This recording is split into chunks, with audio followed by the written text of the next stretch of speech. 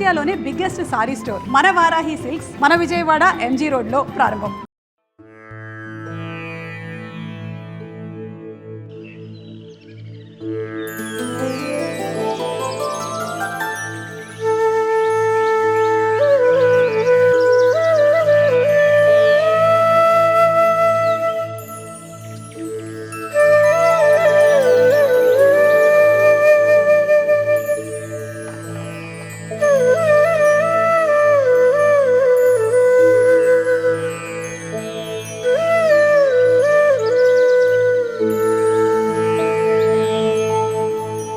कौसल्या सुप्रजा रामपूर्वा सन्ध्या प्रवर्तते उत्तिष्ठ नरशार्दूल कर्तव्यं दैवमाह्निकम् कौसल्या सुप्रजा रामपूर्वा सन्ध्या प्रवर्तते उत्तिष्ठ नरशार्दूल कर्तव्यं दैवमाह्निकम् उत्तिष्ठोत्तिष्ठ गोविन्द उत्तिष्ठ गरुडध्वज उत्तिष्ठ कमलाकान्त त्रैलोक्यं मङ्गलं कुरु उत्तिष्ठोत्तिष्ठ गोविन्द उत्तिष्ठ गरुडध्वज उत्तिष्ठ कमलाकान्त त्रैलोक्यं मङ्गलं कुरु मातः समस्त जगतां मधुकैटभारे वक्षो विहारिणि मनोहर दिव्यमूर्ते श्री स्वामी निश्रित जनप्रियदानशीले श्री वेङ्कटेश दैरे तव सुप्रभातम् तव सुप्रभातमरविन्दलोचने भवतु प्रसन्नमुखचन्द्रमण्डले विधिशङ्करेन्द्रवनिताभिरर्चिते वृषशैलनाथ दैते दयानिधे अत्र्यादिसप्तऋषयः समुपास्य सन्ध्याम् आकाशसिन्धुकमलानि मनोहराणि आदाय पादयुगमर्चयितुं प्रपन्नाः शेषाद्रिशेखर विभो तव सुप्रभातम् पञ्चाननाब्ज भव षण्मुखवासवाद्याः त्रैविक्रमादिचरितं विबुधास्तुवन्ति भाषापतिः पठति वासरशुद्धिमारात् शेषाद्रिशेखर विभो तव सुप्रभातम्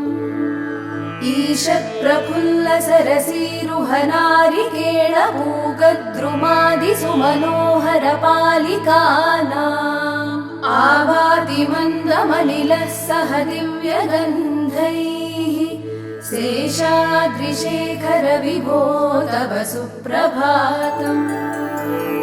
उन्मील्य नेत्रयुगमुत्तमपञ्जरस्थाः पात्रावसिष्ठ कदलीफलपायसानि भुक्त्वा सलीलमधकेलिशुकाः पठन्ति शेषाद्रिशेखर विभो तव सुप्रभातम् तन्त्री प्रकर्ष मधुरस्वनया विपञ्च्या गायत्यनन्तचरितं तव नारदोऽपि भाषा समग्रमसकृत्करचारुरम्यम् शेषाद्रिशेखर विभो तव सुप्रभातम् भृङ्गावळी च मकरन्दरसानुविद्ध झङ्कारगीतनिनदैः सह सेवनाय निर्यात्युपान्तसरसी कमलोदरेभ्यः शेषाद्रिशेखर विभो तव सुप्रभातम् योषागणेन वरदध्निविमध्यमाने घोषालयेषु दधिमन्थनतीव्रघोषाः रोषाकलिं विदधते ककुभश्च कुम्भाः शेषाद्रिशेखर विभो तव सुप्रभातम् पद्मेशमित्रशतपत्रगताळिवर्गाः हर्तुं श्रियं कुवलयस्य निजाङ्गलक्ष्म्या भेरीनिनादमिव बिभ्रति तीव्रनादम् शेषाद्रिशेखर विभो तव सुप्रभातम् श्रीमन्नभीष्टवरदाखिललोकबन्धो श्री श्रीनिवास जगदेकदयैकसिन्धो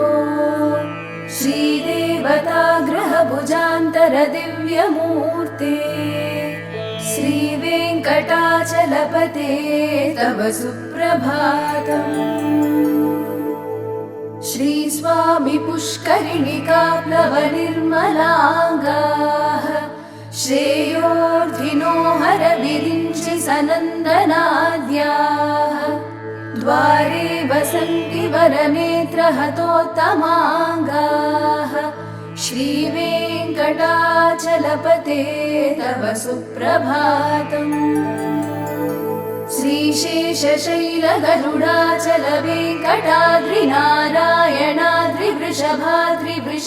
श्रीशेषशैलगरुडाचलवेङ्कटाद्रिनारायणाद्रिवृषभाद्रिवृषाद्रिमुख्याम् आख्यां त्वदीयवसतेरनिशं वदन्ति श्रीवेङ्कटाचलपते तव सुप्रभातम्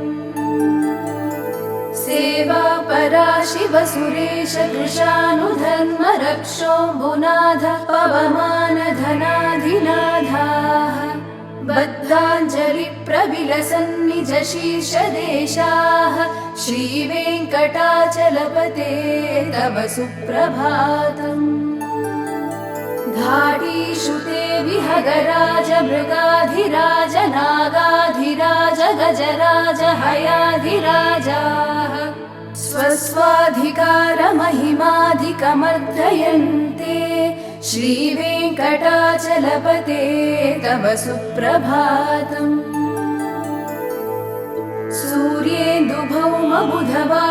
सूर्येन्दुभौमबुधवाक्पतिकाव्यशौरि स्वर्भानुकेतु दिविषत्परिषत्प्रधानाः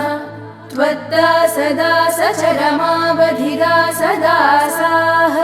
श्रीवेङ्कटाचलपते तव सुप्रभातम्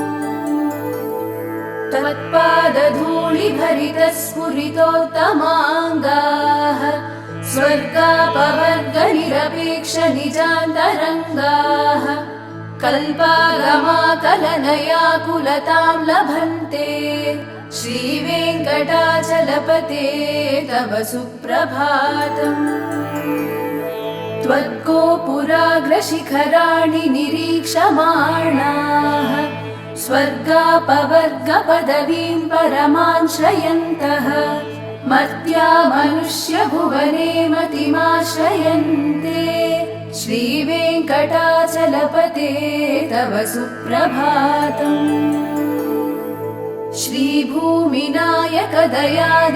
श्रीभूमिनायकदयादिगुणामृताब्धे देवादिदेव जगदेकशरण्यमूर्ते श्रीमन्ननन्तगरुडादिभिरर्चिताग्रे श्रीवेङ्कटाचलपते तव सुप्रभातम् श्रीपद्मनाभपुरुषोत्तम वासुदेव वैकुण्ठमाधव जनार्दन चक्रपाणे श्रीवत्सचिह्न शरणागत पारिजात श्रीवेङ्कटाचलपते तव सुप्रभातम् कन्दर्पदर्पहर सुन्दर दिव्यमूर्ते कान्ताकुचाम्बुरुह कुट्मललोलदृष्टे कल्याण निर्मल गुणाकर दिव्यकीर्ते श्रीवेङ्कटाचलपते तव सुप्रभातम् मीनाकृते कमठकोल नृसिंहवर्णिन् स्वामिन् परश्वत तपोधन रामचन्द्र शेषांश राम यदुनन्दन कल्किरूप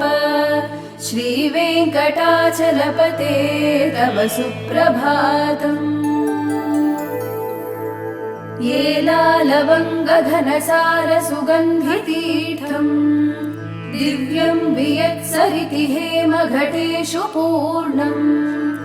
धृत्वाद्यवैदिकशिखामणयः प्रहृष्टाः तिष्ठन्ति वेङ्कटपते तव सुप्रभातम् भास्वानुदेति विकचानि सरोरुहाणि सम्पूरयन्ति निनदैः ककुभो विहङ्गाः श्रीवैष्णवास्तकतमर्थितमङ्गलास्ते धामाश्रयन्ति तव वेङ्कटसुप्रभातम् ब्रह्मादयः सुरवराः समहर्षयस्ते सन्तः सनन्दनमुखास्वदयोगिवर्याः धामान्तिके तव हि मङ्गलवस्तु हस्ताः श्रीवेङ्कटाचलपते तव सुप्रभातम् लक्ष्मीनिवास निरवद्य गुणैकसिन्धो संसारसागर समुत्तरणैकसेतो वेदान्तवेद्य निज वैभव भक्तभोग्य श्रीवेङ्कटाचलपते तव सुप्रभातम् लक्ष्मीनिवास निरवद्य गुणैकसिन्धो संसारसागर समुत्तरणैकसेतो वेदान्तवेद्य निज वैभव भक्तभोग्य श्रीवेङ्कटाचलपते तव सुप्रभातम् इत्थं वृषाचलपतेरिह सुप्रभातम् ये मानवाः प्रतिदिनं पठितुं प्रवृत्ताः तेषां प्रभातसमये स्मृतिरङ्गभाजाम् प्रज्ञां परार्थसुलभां परमां प्रसूते इत्थं वृषाचलपतेरिह सुप्रभातम् ये मानवाः प्रतिदिनं पठितुं प्रवृत्ताः तेषां प्रभातसमये स्मृतिरङ्गभाजाम् प्रज्ञां परार्थसुलभां परमां प्रसूते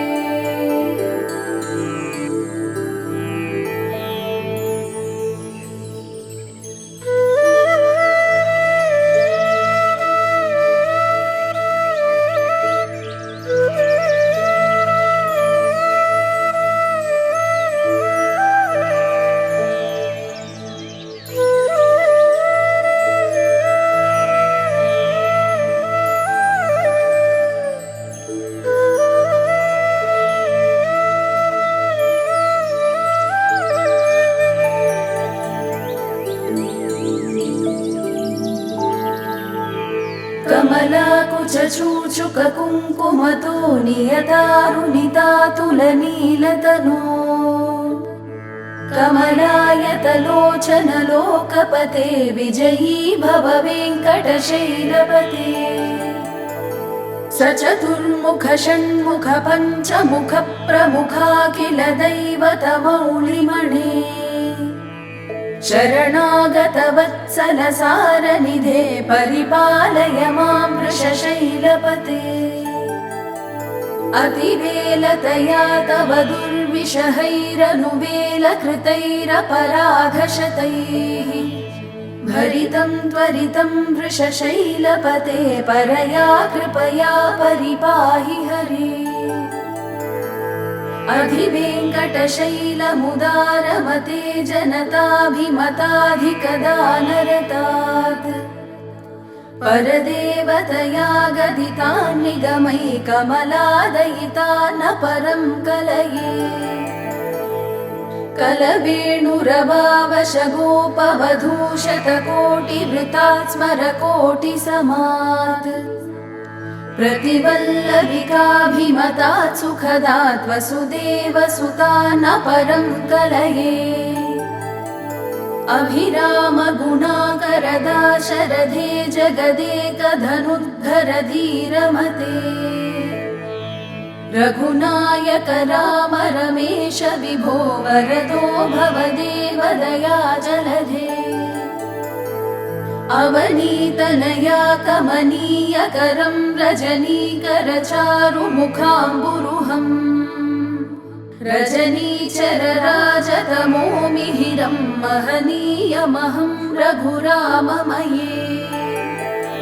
सुमुखं सुहृदं सुलभं सुखदं स्वनुजं च सुकायममोघशरम् अपहाय रघूद्वहमन्यमहं न कथञ्चन जातु भजे विना वेङ्कटेशं ननाथो ननाथः सदा वेङ्कटेशं स्मरामि स्मरामि हरे वेङ्कटेश प्रसीद प्रसीद प्रियं वेङ्कटेश प्रयच्छ प्रयच्छ विना वेङ्कटेशं ननाथो ननाथः सदा वेङ्कटेशं स्मरामि स्मरामि हरे वेङ्कटेश प्रसीद प्रसीद प्रियं वेङ्कटेश प्रयच्छ प्रयच्छ अहं दूरतस्ते पदाम्भोजयुग्मं प्रणामेच्छयागत्य सेवां करोमि सकृत्सेवया नित्यसेवाफलं त्वं प्रयच्छ प्रयच्छ प्रभो वेङ्कटेश अज्ञानिनां मया दोषान् शेषान् विहितान् हरे क्षमस्वत्वं क्षमस्वत्वं शेषशैलशिखामणे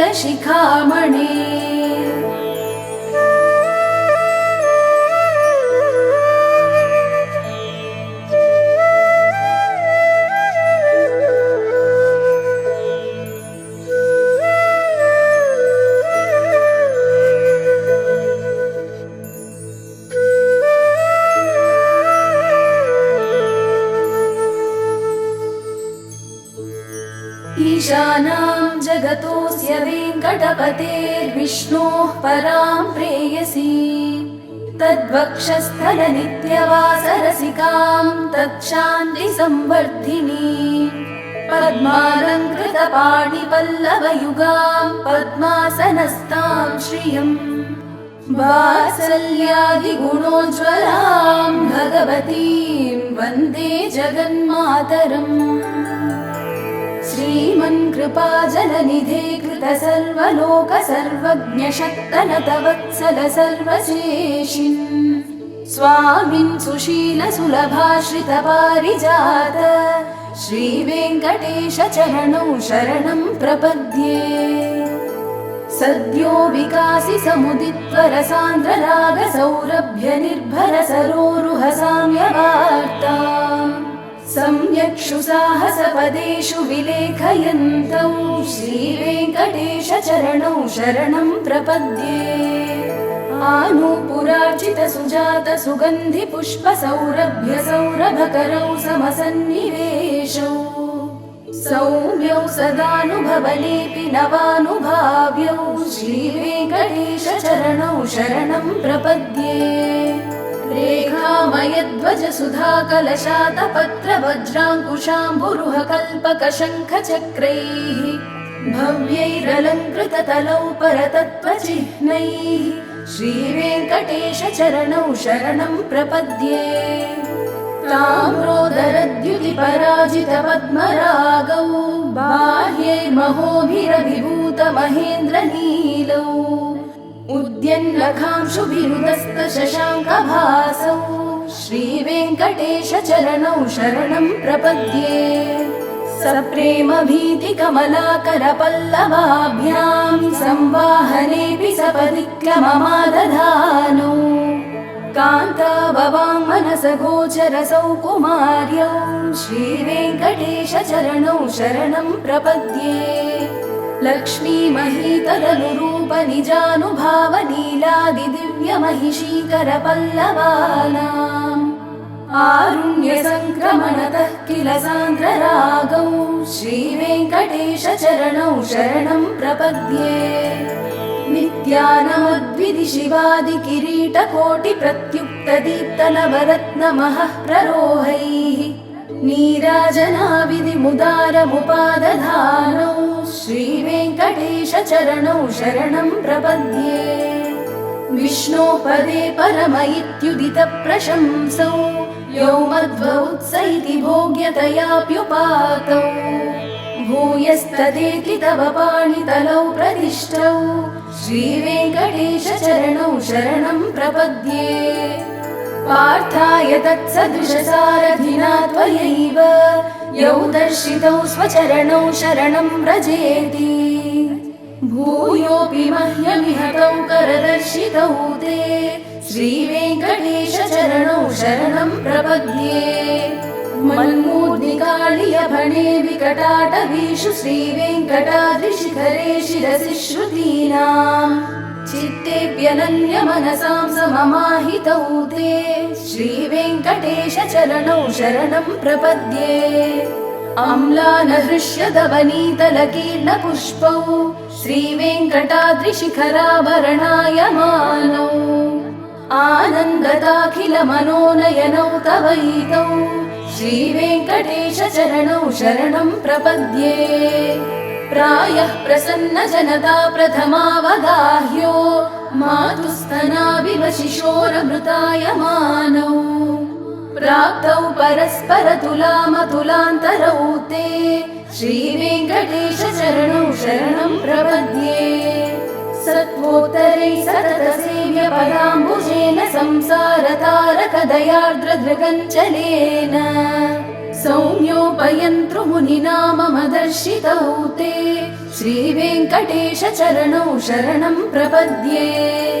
श्रीशश्रिया घटिकया त्वदुपाय भावे प्राप्ये त्वयि स्वयमुपेयतया स्फुरन्त्या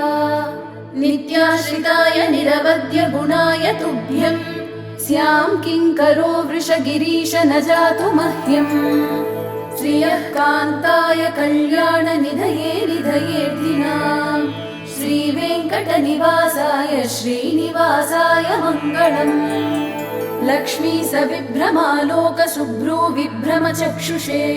चक्षुषे सर्वलोकानां वेङ्कटेशाय मङ्गलम् श्रीवेङ्कटाद्रिशृङ्गाग्रमङ्गलाभरणाङ्ग्रये मङ्गलानां निवासाय श्रीनिवासाय मङ्गलम् सर्वावयव सौन्दर्य सम्पदा सर्वचेतसां सदा सम्मोहनायास्तु वेङ्कटेशाय मङ्गलम् नित्याय निरवध्याय सत्यानन्दचिदात्मने सर्वान्तरात्मने श्रीमद्वेङ्कटेशाय मङ्गलम् स्वतः सर्वविदे सर्वशक्तये सर्वशेषिणे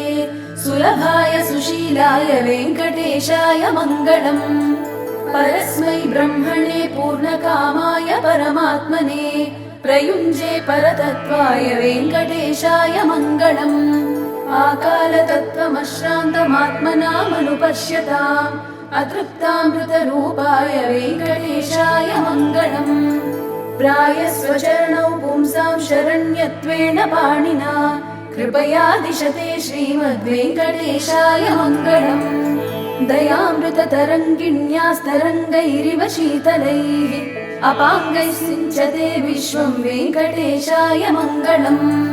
स्रग्भूषाम्बरहेतीनां सुषमावहमूर्तये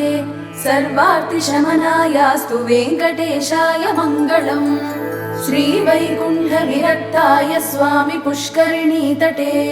रमया रममाणाय वेङ्कटेशाय मङ्गलम् श्रीवैकुण्ठविरक्ताय स्वामि पुष्करिणीतटे रमया रममाणाय वेङ्कटेशाय मङ्गलम् श्रीमत्सुन्दरजामात्रमुनिमानसवासिने सर्वलोकनिवासाय श्रीनिवासाय मङ्गलम् मङ्गलाशासनपरैर्मदाचार्य पुरोगमैः सर्वैश्च पूर्वैराचार्यैः सत्कृतायास्तु मङ्गलम्।